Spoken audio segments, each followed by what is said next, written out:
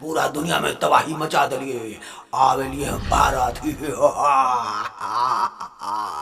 Corona नाम छी हमार सबके खत्म कर देवे।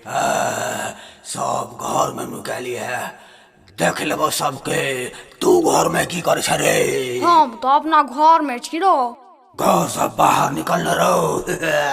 रे सार, तू बड़ बुधियार हम बुरबक। ई छौड़ा एना नहीं निकलत, बुझाइए कोनो दोसर उपाय करो पड़ते।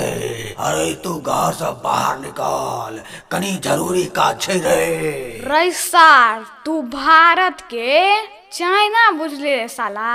भारत में तोरा नाना से भेंट भज तोरे साला। हम सब प्रति 20 मिनट में साबुन से हाथ धोई छी रो। घर से बाहर निकले से पहले मास्क पहिर ले छी, पूरा घर के सैनिटाइज करे छी आ एना के छीके छी आ सबसे 1 मीटर के दूरी बना के रहे छी। माल जाल जका एन्नी सोनी नहीं ढहनाई छी, बुझले रे सार। कोरोना ई छौड़ा घर में नुकाली है, चल देखे छिए जे बाहर में बउआ धरती होकरे धो लेबे। ई सार कोरोना भागल है नहीं।